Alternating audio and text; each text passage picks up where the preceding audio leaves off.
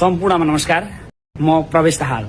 यतिखेर अक्टोबर 9 मा के आन्दोलन भनेर निकै भोलि आन्दोलन भनेर धेरैतिर मिडिया बाजी गरिरहेका छन् साथीहरूले।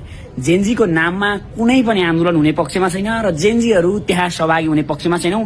यतिखेर हामीले आज हाम्रा एजेन्डाहरू जसरी अस्ति नै वार्ता टोली मार्फत हाम्रा एजेन्डाहरू सार्वजनिक गरेका थियौं, ती एजेन्डाहरू हामीले राष्ट्रपति समक्ष राखिसकेका छौं। ती अपडेटहरू विभिन्न मिडियामा पनि आएका छन् र मैले टिकटकमा पनि हालिसकेको छु र ती एजेन्डाहरूलाई हामीले राष्ट्रपति समक्ष राखेका छौं र हामी शान्तिपूर्ण तरिकाले यदि दबाब दिनु परेछ भने सम्पूर्ण नेपालीसँग सल्लाह गरेर गर्नेछौं।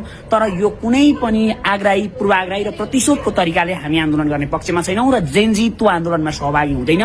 र यतिखेर नेपाली जनताले जेनजी होइन, अब नेपाली जनता एकजुट हुने अवस्था आएको छ र नेपाली जनताले अब सल्लाह, सुझाव र अब आशीर्वाद होइन सुझाव दिने बेला भएको छ र सबैजनाले भन्नुपर्छ र सकेको ठाउँमा सबैतिरबाट अब साथ र समर्थन दिने हो र मुलुकको परिवर्तन गर्ने हो भन्नेमा हामी लागि परेका छौं र अब हामी काममा व्यस्त रहेका छौं र काम गर्छौं र विभिन्न तरिकाले अस्ति नै पनि किन सहभागी भइएन भन्ने कुरा होला। त हामी 17 गतेदेखि म जाममा परेर 19 गते काठमाडौँ आइपुगेको र यी कुराहरूले गर्दाखेरि मैले सकेसम्म र भएसम्म सबैसँग संवाद गरेर अगाडि बढिरहेका छौं र यतिखेर अब जनता विचलित व्यक्ति समर्थक होइन कि अब यो देश समर्थक बनेर अगाडि बढ्नुपर्छ र यो भिडियो जति सक्दो शेयर गरेर जनता सामु पुर्याइदिनु होला। भोलि कुनै पनि आन्दोलन छैन र आन्दोलन गरेर यो धमिलो पानीमा माछा मार्न खोजेका हुन्। यतिखेर रोटी सेक्न खोजिरहेका छन्।